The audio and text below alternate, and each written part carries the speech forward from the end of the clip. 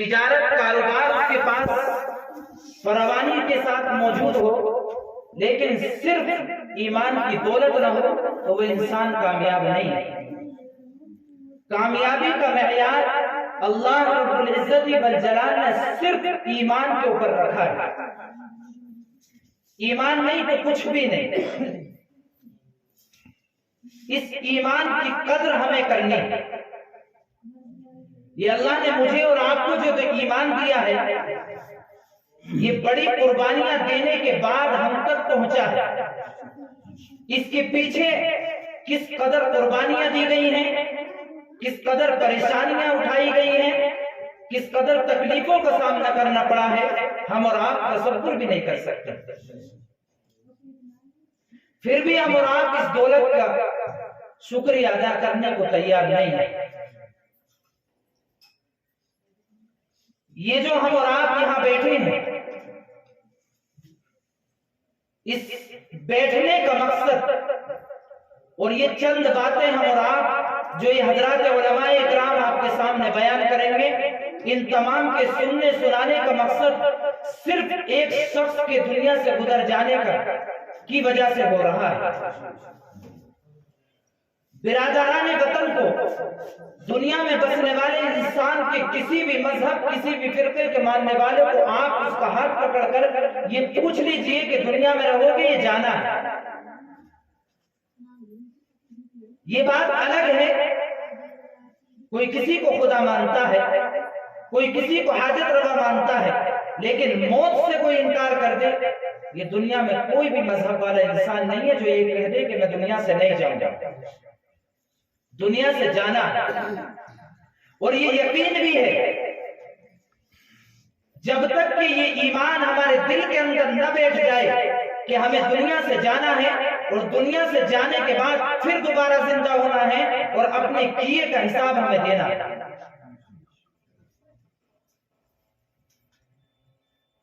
اللہ کے نبی جناب محمد رسول اللہ صلی اللہ تعالی علیہ وسلم بیٹھے ہوئے، آپ کے سامنے سے ایک جنازہ گزرا، صحابہ اکرام بھی موجود ہیں۔ اللہ کے نبی نے جب جنازے کو دیکھا، آپ نے فرمایا وجب، واجب ہو گئی۔ تھوڑی دیر کے بعد دوسرا جنازہ آیا، پھر اللہ کے نبی نے جنازے کو دیکھ کر جو ہی گزرے، اس کے پیچھے چند لوگ تھے، آپ نے فرمایا وجب، واجب ہو گئی۔ صحابہ اکرام نے پوچھا اللہ کے نبی، آپ کے سامنے سے دو جنازے گزرے اور آپ نے دونوں کو دیکھ کر یہ فرمایا وجب، واجب ہو گئی، کیا چیز واجب ہو گئی؟ پیغمبر علیہ السلام نے جو بات کہی آپ اسے غور سے سنیں۔ اللہ کے نبی صلی اللہ علیہ وسلم نے فرمایا کہ جب پہلا جنازہ جا رہا تھا تو جتنے لوگ اس کے پیچھے چل رہے تھے، سب کی زبان پر اس کی تعریفی کلمات تھے، سب لوگ اس مرنے والے کی تعریف کر رہے تھے۔ لہذا یہ علامت ہے اس بات کی کہ جب لوگ جنازے کے پیچھے چلنے والے اس مرنے والے کی تعریف کریں تو سمجھ لو جنت کے سارے دروازے اللہ نے اس کے لیے کھول دیے ہیں۔ دوسرا جنازہ جو گزرا تو پیچھے چلنے والے اس کی برائی کر رہے تھے، اسے برے الفاظ سے نواز رہے تھے۔ پیغمبر علیہ السلام نے فرمایا کہ مخلوق خدا یعنی خلق خدا کی زبان پر جب یہ کلمات آئے وہ اس کو برا بھلا کہہ رہے تھے، تب میں نے یہ سمجھا کہ یہ علامت ہے اس بات کی کہ یہ جہنمی شخص ہے۔ جس دن ہمارا اور آپ کا جنازہ اٹھے، رشتہ دار، پڑوسی، دوست و احباب، بستی میں رہنے والے، محلے میں رہنے والے، جس دن ہمارا جنازہ اٹھے وہ ہماری تعریف خود بخود کریں تو سمجھ لینا کہ وہ انسان جنتی ہے۔ لیکن اس کے لیے پیغمبر علیہ السلام نے کچھ شرط بتائی ہے۔ موت کی سختی، موت کی تکلیف سے ہر انسان کو سامنا کرنا ہے اور کوئی بچ نہیں سکتا۔ یہ کب کس کے ساتھ معاملہ پیش آ جائے یہ بھی کسی کو نہیں معلوم ہے۔ اللہ کے نبی جناب محمد رسول اللہ صلی اللہ علیہ وسلم نے فرمایا اگر یہ چاہتے ہو کہ موت سے پہلے اللہ رب العزت والجلال تمہیں جنت اپنی آنکھوں سے دیکھ لو تو دنیا میں تمہیں کچھ کام کرنے پڑیں گے، اس لیے کہ کامیابی اور ناکامی کا معیار مال و دولت پر نہیں ہے۔ کچھ انسان تو ہوتے ہیں جن کو اللہ نے مال دیا، مال ملنے کے بعد انسان کے دل کے اندر بڑائی، عزت، خوشی ہوتی ہے کہ اللہ نے مجھے مال دیا ہے، میں عزت والا ہو گیا، لوگ میری قدر کریں گے۔ اور اگر کسی کو پریشانی میں ہم اور آپ دیکھتے ہیں تو ہم اور آپ یہ کہتے ہیں اپنی زبانوں سے کہ اس کو اپنے کیے کی سزا ملے، حالانکہ ایسا نہیں ہے۔ قرآن کیا کہتا؟ فَأَمَّا الْإِنسَانُ إِذَا مَا ابْتَلَاهُ رَبُّهُ فَأَكْرَمَهُ وَنَعَّمَهُ کہ جب اللہ رب العزت والجلال انسان کو مال دیتا ہے تو وہ انسان یہ کہتا ہے کہ میرے رب نے میرا اکرام کیا ہے۔ وَأَمَّا إِذَا مَا ابْتَلَاهُ فَقَدَرَ عَلَيْهِ رِزْقَهُ اور جب اللہ رب العزت والجلال کسی کو پریشانی میں مبتلا کرتے ہیں، کوئی وقتی پریشانی اس کو اوپر لا کر کے کھڑی کرتے ہیں، تو مخلوق خدا یہ کہتی ہے کہ انسان کو اپنے کیے کی سزا مل رہی ہے، حالانکہ مال کا ملنا اور بیماری یا آزمائش کا آنا یہ صرف و صرف اللہ رب العزت والجلال کی طرف سے امتحان ہے۔ مال کس نے دیا؟ اللہ نے۔ عزت کون دیتا؟ اللہ۔ جب انسان کا اس میں کوئی دخل ہی نہیں، وَتُعِزُّ مَن تَشَاءُ وَتُذِلُّ مَن تَشَاءُ جسے چاہتا ہے رب عزت دیتا ہے اور جسے چاہتا ہے ذلیل کر دیتا ہے۔ وہ خدا اگر عزت دینے پر آتا ہے تو ذلیل لوگوں کی نظروں میں باعزت بنا دیتا ہے، اور جب خدا ذلیل کرنے پر آتا ہے تو گھر بیٹھے انسان کو ذلیل کر دیتا ہے۔ تو مال کا ملنا یہ آزمائش اور پریشانی میں مبتلا ہونا، اس سے یہ بات نہیں سمجھنی چاہیے کہ وہ انسان مال ملنے کے بعد اس کا اعزاز و اکرام ہو رہا ہے۔ کامیابی اور ناکامی کا معیار کیا ہے میں آپ کو بتلاتا ہوں۔ ایک کامیابی وہ ہے جو دنیا والے جس کو کامیاب کہتے ہیں، ہماری اور آپ کی نظر میں وہ لوگ کامیاب ہوتے ہیں جن کے پاس مال و دولت ہو، تجارت بہترین ہو، رہنے کے لیے گھر اچھا ہو، کھانے کی نفیس غذائیں موجود ہو، سیر و تفریح کے لیے اس کے پاس گاڑیاں موجود ہو، اس انسان کو ہم کامیاب سمجھتے ہیں، یہ دنیا والوں کی نظر میں۔ اور کسی کو سر چھپانے کے لیے اللہ نے جھونپڑی دی ہے، نفیس غذائیں بھی وہ نہیں کھاتا، اللہ کی عبادت کرتا ہے، گناہوں سے بچ کر زندگی گزارتا ہے، اس انسان کو حقیر نظروں سے دیکھتے ہیں۔ حالانکہ یہ چیز دنیاوی اعتبار سے، آخرت کے اعتبار سے کامیابی کس کو ملے گی وہ آپ سن لیجئے۔ قرآن کیا کہتا ہے؟ وَأَمَّا مَنْ أُوتِيَ كِتَابَهُ بِيَمِينِهِ فَيَقُولُ هَاؤُمُ اقْرَءُوا كِتَابِيَهْ کہ جس کا نامہ اعمال اس کے داہنے ہاتھ میں دے دیا گیا قیامت کے دن، وہ سب سے بڑا کامیاب انسان ہے۔ اور نامہ اعمال داہنے ہاتھ میں ملنے کے بعد وہ انسان خاموش نہیں رہے گا، بلکہ وہ ایک تقریر کرے گا۔ قرآن نے اس کی تقریر کے ایک جملے کو نقل کیا ہے، وہ تقریر یہ کرے گا فَيَقُولُ هَاؤُمُ اقْرَءُوا كِتَابِيَهْ لو میرا نامہ اعمال پڑھو، آج اللہ نے مجھے کامیابی دی ہے۔ کیوں؟ اِنِّي ظَنَنْتُ أَنِّي مُلَاقٍ حِسَابِيَهْ مجھے یہ یقین تھا دنیا کے اندر کہ ایک نہ ایک دن مجھے اپنے خدا سے ملاقات کرنی ہے، اسی اعتبار سے میں نے دنیا میں زندگی گزاری تھی۔ آج اللہ نے نامہ اعمال میرے دائیں ہاتھ میں دیا ہے، وہ پورے میدان محشر کے اندر پوری دنیا کا مجمع ہوگا، اس وقت یہ اعلان کرے گا فَيَقُولُ هَاؤُمُ اقْرَءُوا كِتَابِيَهْ اگر دنیا میں کسی کو کامیابی مل جائے وقتی طور پر کتنا خوش ہوتا نہیں؟ بھئی گاؤں میں پردھانی مل جائے کتنا خوش ہوتا انسان کہ اب تو ہم پردھان ہو گئے۔ دنیا کا عہدہ ملنے کے بعد اتنا خوش ہو رہا جو عارضی اور وقتی ہے، آج پردھان ہوئے کل مر گئے ختم۔ اور آخرت کی کامیابی اتنی بڑی کامیابی ہوتی ہے کہ وہاں اگر کامیابی مل گئی، خدا کی قسم ناکامی کا سامنا کبھی کرنا نہیں پڑ سکتا۔ دوسری چیز، کچھ بدبخت اور بد نصیب وہ لوگ ہوں گے جن کا نامہ اعمال ان کے پیٹ پیچھے سے بائیں ہاتھ میں دیا جائے گا۔ وہ کیا کہیں گے؟ وَأَمَّا مَنْ أُوتِيَ كِتَابَهُ بِشِمَالِهِ فَيَقُولُ يَا لَيْتَنِي لَمْ أُوتَ كِتَابِيَهْ، وہ کہیں گے کاش یہ نامہ اعمال میرے ہاتھ میں آتا ہی نہیں، کاش کہ میرے پاس یہ آتا ہی نہیں۔ کیوں؟ اس لیے کہ مجھے حساب و کتاب پر یقین ہی نہیں تھا کہ ایک نہ ایک دن مجھے اپنے اعمال کا حساب دینا ہے اور اپنے کیے کا حساب دینا ہے۔ پیغمبر علیہ السلام نے بے شمار احادیث میں جو قیامت کے ہولناک منظر کو بیان کرتی ہیں، قیامت کے ہولناک دن کی بتاتی ہیں، اس لیے ہمیں اور آپ کو دنیا میں زندگی گزارنی کیسے؟ اگر ہم اور آپ یہ چاہتے ہیں کہ ہمیں کامیابی ملے، ناکامی کا سامنا نہ کرنا پڑے، تو دنیا میں کچھ اس کے واسطے ہمیں کرنا پڑے گا۔ پیغمبر علیہ السلام نے کہ جو طریقے پر چلے گا، قرآن کریم کے احکامات کے مطابق جو زندگی گزارے گا، وہ کامیاب انسان ہے۔ ایک مرتبہ ام المؤمنین حضرت عائشہ صدیقہ رضی اللہ تعالی عنہ بیٹھی ہوئی رو رہی، اللہ کے نبی تشریف لائے، فرمایا کہ اے عائشہ تم کیوں رو رہی ہو؟ کس بات کی وجہ سے تم رو رہی ہو؟ کون سی چیز تمہیں ایسی یاد آئی جس کی وجہ سے تم رو رہی ہو؟ ام المؤمنین حضرت عائشہ صدیقہ رضی اللہ تعالی عنہ نے فرمایا، اللہ کے نبی مجھے قیامت کے ہولناک دن یاد آیا،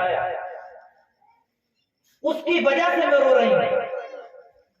پیغمبر علیہ السلام نے جب یہ بات ام المؤمنین حضرت عائشہ کی زبان سے سنی تو آپ نے تسلی نہیں دی، آپ نے یہ نہیں کہا کہ تم تو میری بیوی ہو، تم تو جنت میں میرے ساتھ رہو گی، تم تو ابوبکر صدیق کی بیٹی ہو، نہیں، بلکہ اللہ کے نبی صلی اللہ علیہ وسلم نے فرمایا کہ عائشہ قیامت کے دن 3 اعلانات ایسے ہوں گے جس میں ہر انسان کے ہوش اڑ جائے گا۔ فرمایا کہ پہلا اعلان یہ ہوگا کہ امت کا نامہ اعمال ان کے ہاتھ میں دیا جائے گا۔ دوسرا اعلان یہ ہوگا قیامت کے دن کہ امت کے نامہ اعمال کا وزن کیا جائے، یعنی ان کو تولا جائے۔ اور تیسرا اعلان یہ ہوگا کہ امت سے کہو کہ پل صراط پر گزر کر کے جنت میں جائے۔ یہ 3 اعلان ہوں گے، جب یہ اعلان ہوں گے تو ہر انسان کے ہوش اڑ جائیں گے کہ اب کیا ہوگا، کیونکہ راز کھل کر کے سامنے آ جائے گا۔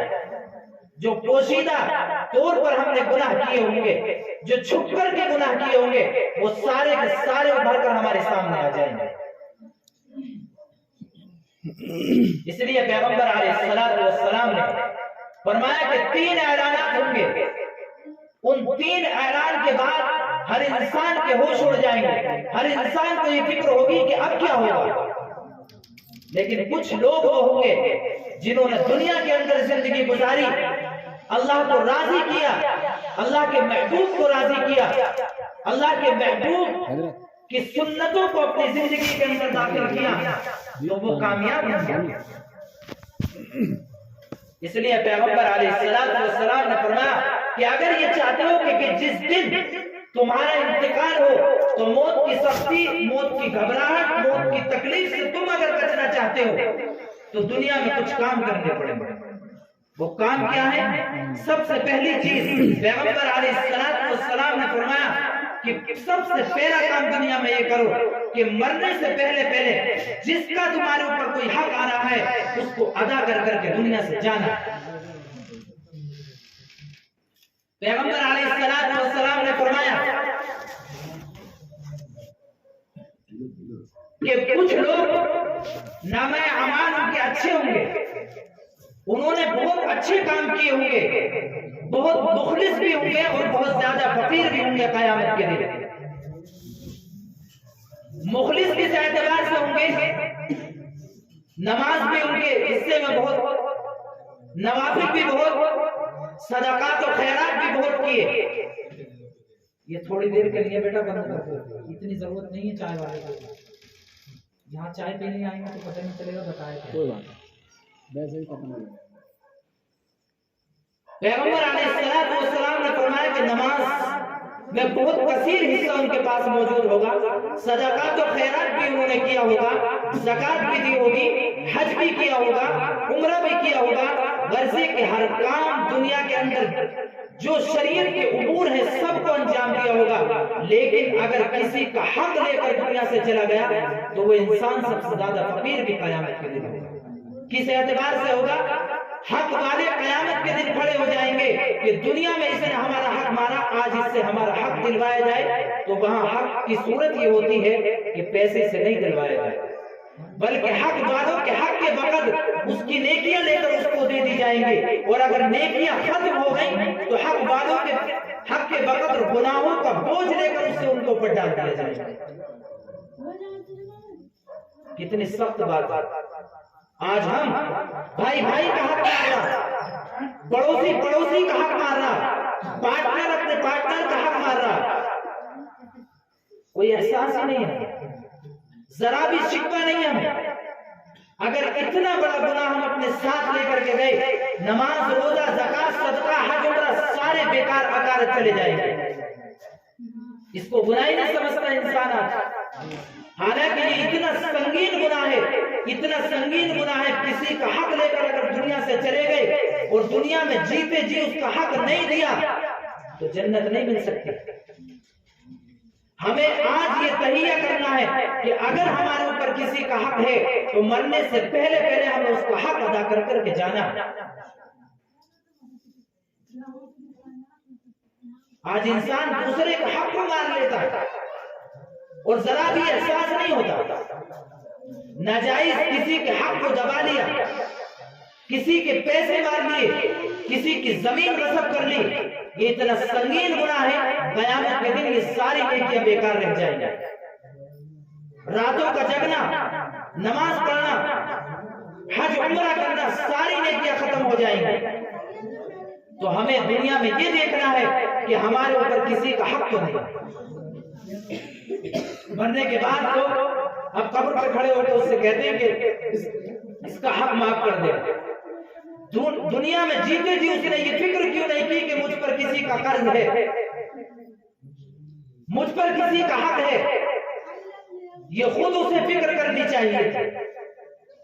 इसलिए कि ये हक अगर देकर के नहीं जाएंगे तो हक वाले कयामत के दिन खड़े हो जाएंगे हमारे सामने। इसलिए पैगंबर अलैहिस्सलाम ने फरमाया कि दुनिया में से जाने से पहले पहले किसी का भी अगर तुम्हारे ऊपर हक आ रहा है, अगर तुम उसके हक को अदा कर करके जाओगे तो जिस दिन तुम्हारा जनाजा तुम्हारे घर से उठेगा तो वही लोग जो तुम्हारे पीछे जनाजे के चलेंगे वो ये कहते हुए जाएंगे कि बहुत ही अच्छा आदमी था, बहुत बेहतरीन आदमी था, आज तक किसी का कोई हक नहीं मारा, इसकी जबान से कभी किसी को गाली नहीं दी इसने। सारे के सारे लोग जितने जनाजे के पीछे चल रहे सब तारीफ करते हुए जाएंगे। और अगर हमने किसी का हक मार कर दुनिया से गए तो जितने लोग हमारे पीछे चल रहे होंगे वो सब ये कहते हुए जाएंगे कि अच्छा हुआ ये मर गया, इसने फला का हक मारा, फला का हक मारा। ये बहुत संगीन गुनाह है। इसलिए हमें इस चीज को समझना है। अगर किसी का हक दबा करके हम चले गए, दुनिया से लेकर के चले गए तो होगा क्या? सारी नेकियां बेकार होगी। इसलिए पैगंबर अलैहिस्सलाम ने फरमाया कि दुनिया से जाने से पहले पहले इंसान किसी का हक अगर हमारे ऊपर आ रहा है तो उस हक को देकर के जाना। जब उस हक को देकर के जाएंगे तो मौत भी आसानी के साथ निकलेगी और जितने लोग होंगे वो सब तारीफी कलिमात कहते हुए जाएंगे। इसलिए पैगंबर अलैहिस्सलाम ने सबसे पहली चीज ये फरमाई कि दुनिया से जाने से पहले पहले जिसका जो हक हमारे ऊपर आ रहा है उसके हक को देकर के जाना। अगर भाई का हक है तो देना है, बहनों का हक है तो देना है, वालिदैन का हक है तो देना है, पड़ोसियों का हक है तो देना है। शरीयत ने हर एक का हक बताया, कुरान और हदीस ने हर एक का हक मुतय्यन किया है। अगर हमने उसके हक को दुनिया में मारा और हक वाले को नहीं पता चला तो कयामत के दिन खुदा तो सब हमारी पोल खोल देगा। اس لیے ہمیں کسی دوسرے کے حق کو نہیں مارنا، یہ عزم کر کر اٹھنا ہے یہاں سے، یہ تہیہ لے کر اٹھنا ہے یہاں سے۔ اگر کسی کا بھی ہمارے اوپر حق ہوگا تو انشاءاللہ مرنے سے پہلے دے کر کے جائیں گے۔ پیغمبر علیہ السلام نے فرمایا کہ یہ کام سب سے پہلا ہے۔ کیوں؟ اگر تم کسی کا حق لے کر کے جاؤ گے تو جو لوگ تمہارے جنازے کے پیچھے چل رہے ہیں وہ تمہاری برائی کریں گے، وہ تمہیں برا بنا کہیں گے۔ کیوں؟ اس لیے کہ تم ان کے حق کو لے کر کے گئے، تم نے ان کا حق دبایا ہے غصباً۔ اس لیے پیغمبر علیہ السلام نے فرمایا کہ کامیابی اور ناکامی دنیاوی اعتبار سے نہ دیکھو، بلکہ کامیابی دیکھو آخرت کے اعتبار سے۔ جس انسان کو آخرت کی کامیابی مل گئی، ناکامی کا سامنا کبھی پڑنا ہی نہیں سکتا، ناکامی اس کا مقدر ہی نہیں بن سکتی۔ اس لیے پیغمبر علیہ السلام کی اس بات پر ہمیں عمل کرنا ہے، پیغمبر علیہ السلام کے بتائے ہوئے اصولوں پر عمل کرنا۔ پیغمبر علیہ السلام نے فرمایا، ایک احادیث کے اندر اللہ کے نبی جناب محمد رسول اللہ صلی اللہ علیہ وسلم نے فرمایا کہ جو شخص حق پر ہونے کے باوجود اگر آپس میں یہ جھگڑا چل رہا ہے بھائیوں میں کہ میں نے بھی اس کا حق دے دیا، آپ نے دیکھا ہوگا کہ بہت سی مرتبہ ایسا ہوتا ہے کہ دو بھائیوں میں جھگڑا چل رہا ہے، اس سے پوچھا جائے وہ کہتا ہے میں نے اس کا حق دے دیا، اس سے پوچھا جائے وہ بھی کہہ رہا میں نے اس کا حق دے دیا، پھر جھگڑا کس چیز کا ہے؟ پیغمبر علیہ السلام نے فرمایا کہ اگر ان دو میں سے حق پر ہونے کے باوجود جھگڑے کو ختم کرنے کے لیے اگر دب جائے اور جو مطالبہ بھائی کر رہا ہے وہ اس کو دے دے، تو میں محمد رسول اللہ گارنٹی لیتا ہوں کہ وہ جنت میں میرے ساتھ کھڑا ہوگا۔ حق پر ہونے کے باوجود وہ مطالبہ کر رہا ہے تو اس کا حق دے دو جس چیز کا مطالبہ کر رہا ہے۔ اس لیے پیغمبر علیہ السلام نے یہ اصول بتایا ہے دنیا میں زندگی گزارنے کا، قرآن مقدس نے اصول بتایا ہے، اور موت سب کو آنی ہے، دنیا سے سبھی کو جانا، اس کی تیاری ہم نے کیا کیا؟ تیاری ہماری اور آپ کی ہے کہ ہم دنیا میں رہ رہے ہیں، عیش و عشرت کے ساتھ زندگیاں گزار رہے ہیں، جو دل چاہتا ہے وہ کرتے ہیں، جو رب چاہتا ہے وہ نہیں کرتے، پھر بھی ہم دعویٰ یہ کرتے ہیں کہ ہم جنت میں جائیں گے۔ نمازوں سے ہم دور، قرآن کریم کی تلاوت سے ہم دور، اللہ کے نبی کے طریقوں سے ہم دور، سنتی لباس ہمارا نہیں، سنتی چہرہ ہمارا نہیں، گھروں میں سنتوں کا جنازہ نکالا جا رہا، پھر بھی ہم خوش اور مطمئن اس بات پر ہیں کہ ہم اللہ کے نبی کے امتی ہیں۔ اس لیے پیغمبر علیہ السلام نے یہ اصول بتایا کہ دنیا سے جانے سے پہلے جس کا جو حق تمہارے اوپر آ رہا ہے وہ دے کر کے جانا ہے۔ اگر حق لے کر کے گئے تو نماز بھی گئی، روزہ بھی گیا، زکات بھی گئی، حج بھی گیا، عمرہ بھی گیا۔ حالانکہ ہم اور آپ نماز کیوں پڑھ رہے ہیں؟ اللہ کو راضی کرنے کے لیے، جنت اس کی وجہ سے ملے گی ہمیں۔ اس لیے میں آپ سے یہ درخواست کر رہا ہوں، مؤدبانہ گزارش کر رہا ہوں کہ ہمیں یہ عزم لے کر کے یہاں سے اٹھنا ہے کہ انشاءاللہ مرنے سے پہلے جس کا جو حق ہمارے اوپر آ رہا ہے وہ دے کر کے جانا، جائیں گے انشاءاللہ۔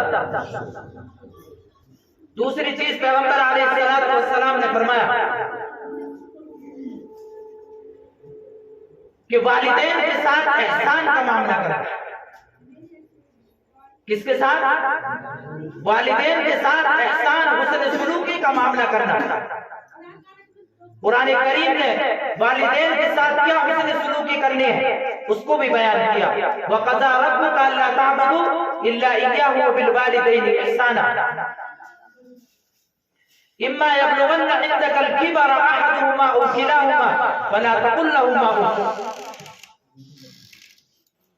اللہ اور اس کے رسول کی فرما برداری کے بعد دنیا میں اگر کسی کی اطاعت و فرما برداری کا حکم ہے تو وہ والدین کا ہے، اور والدین میں سے بھی ماں کا زیادہ حق ہوتا ہے۔ کیوں؟ ایک صحابی اللہ کے نبی کے پاس آئے، فرمایا اللہ کے نبی والدین میں سے میرے اوپر کس کا حق زیادہ ہے؟ آپ نے فرمایا تمہاری ماں کا۔ انہوں نے پھر یہی سوال کیا، اللہ کے نبی نے پھر یہی جواب دیا کہ تمہاری ماں کا۔ تیسری مرتبہ پھر سوال کیا، اللہ کے نبی نے پھر یہی جواب دیا کہ تمہاری ماں کا تمہارے اوپر زیادہ حق ہے۔ چوتھی مرتبہ میں اللہ کے نبی نے فرمایا کہ تمہارے والد کا۔ کیوں ہے ماں کا حق زیادہ؟ کیونکہ ماں 3 تکلیفیں ایسی اٹھاتی ہے کہ باپ کو ان کا تصور بھی نہیں ہوتا۔ سب سے پہلی تکلیف، سب سے پہلی مشقت وہ ہوتی ہے ماں کے لیے جو حمل کا بوجھ لے کر 9 ماہ اٹھنے بیٹھنے کو بھی پریشان رہتی ہے، لیٹنے کو بھی پریشان رہتی ہے، چلنے پھرنے کو بھی پریشان رہتی ہے۔ اس کے بعد جب ولادت کا مرحلہ آتا ہے تو موت اور زندگی کی لڑائی لڑتی ہے ماں۔ یہ اسے معلوم نہیں کہ میں اس کے بعد جی بھی سکتی ہوں یا قبرستان جانے کا نمبر بھی آ سکتا ہے۔ موت اور زندگی ماں کو ان آنکھوں سے دکھائی دیتی ہے، اتنی بڑی تکلیف اٹھا کر کے جنم دیتی ہے، پھر 2.5 سال اپنے جگر کا خون پلاتی ہے، پھر بھی ہم اپنے ماں باپ کو جوتیوں کے بل نچانے کی کوشش کرتے ہیں۔ اگر والدین کے ساتھ ہم نے حسن سلوکی کا معاملہ نہیں کیا، اگر ان والدین کو ہم نے دنیا میں ناراض کیا تو خدا کی قسم جنت تو جنت، جنت کی خوشبو نہیں مل سکتی۔ بعد مرنے کی محبت نہیں دکھانی، مرنے سے پہلے والدین کی خدمت، اطاعت اور فرمانبرداری اختیار کرنی ہے، والدین کے کہنے کو ماننا ہے۔ اس لیے کہ قرآن نے کیا کہا، فَلَا تَقُلْ لَهُمَا اُفٍّ، کہ والدین کو اف تک مت کہو۔ اف کہنے سے قرآن نے منع کیا، اور بات تو الگ ہے۔ اس لیے پیغمبر علیہ السلام نے فرمایا کہ والدین میں سے ماں کا زیادہ حق ہے۔ ایک صحابی ہے اللہ کے نبی کے، حضرت ابو ہریرہ رضی اللہ تعالی، سنا کہ نہیں؟ مسجد میں اکثر احادیث حضرت ابو ہریرہ سے مروی۔ ابو ہریرہ رضی اللہ تعالی اللہ کے نبی کے صحابی، لیکن ماں کافرہ ہے، ماں ایمان نہیں لائی۔ ایک مرتبہ گھر گئے، گھر جانے کے بعد حضرت ابو ہریرہ رضی اللہ تعالی عنہ کی والدہ نے ابو ہریرہ کو بھی برا بھلا کہا اور ساتھ میں اللہ کے نبی کو بھی برا بھلا کہا۔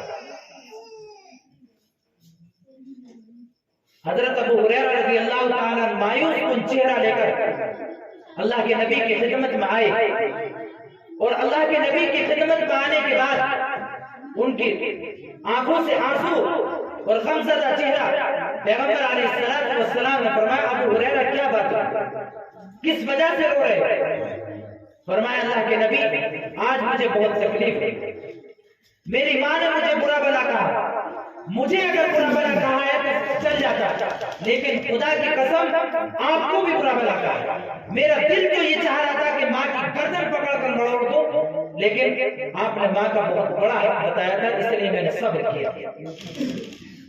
اللہ کے نبی نے دعا دی، ابو ہریرہ دوبارہ گھر گئے، جا کر کے دیکھا تو ماں غسل کر رہی، اندر سے آواز آئی پانی گرنے کی، انتظار ہے ابو ہریرہ رضی اللہ تعالیٰ عنہ کو کہ میری ماں غسل خانے سے نکل کر آئیں گی۔ جب غسل کرنے کے بعد، کپڑے پہننے کے بعد وہ آئیں، اور آنے کے بعد جیسے ہی ابو ہریرہ کے چہرے پر نظر پڑی، فرمایا اشہد ان لا الہ الا اللہ واشہد ان محمد رسول اللہ، کلمہ پڑھ لیا۔ لیکن اللہ کے نبی نے فرمایا ابو ہریرہ کو تمہاری ماں ہے، ٹھیک ہے وہ کافرہ ہے، لیکن تمہیں یہ اختیار نہیں بنتا کہ تم ان کے ساتھ بدسلوکی کرو، تمہیں پھر بھی ان کے ساتھ فرمانبرداری اور اطاعت کرنی ہے، اس لیے کہ وہ تمہاری ماں ہے۔ آج ہم والدین سے محبت تو کرتے ہیں، لیکن مرنے کے بعد دکھاتے ہیں محبت۔ مرنے سے پہلے ہم ان کو کیا اہمیت دیتے ہیں؟ جو پیر میں پہننے کی جو جوتی اور چپل ہوتا ہے اس کی برابر اپنے ماں باپ کو سمجھتے ہیں، اور بعد مرنے کی عزت دکھاتے ہیں۔ لوگوں کو یہ جتلاتے ہیں کہ ہم اپنے والد اور والدہ سے اتنی محبت کرتے ہیں، یہ محبت نہیں ہے. محبت وہ تب مانی جاتی جب وہ خدمت کے محتاج تھے تو نے ان کی خدمت کی ہوتی, جب وہ سر دبانے کے محتاج تھے تو نے ان کا سر دبایا ہوتا, جب ان کے پیر دبائے ہوتے اور ان کے پیروں کو دبا کر ان سے دعائیں دی ہوتی. آج لوگ بزرگوں کے پاس جاتے ہیں, حضرت دعا کرتے, میرے تو ذہن سے یہ بات نہیں نکلتی. میں تو افسوس کرتا ہوں, ارے اتنے بڑے بزرگ تیرے گھر میں بیٹھے ہیں, تیری ماں اور تیرے باپ اگر ہاتھ اٹھا کر تیرے حق میں دعا کرتے ہیں, خدا کی قسم عرش الہی سے جا کر کے ٹکراتی ہے, قبول ہوگی وہ. تو دوسروں سے دعائیں کرا رہا, اپنے والدین کی خدمت کر.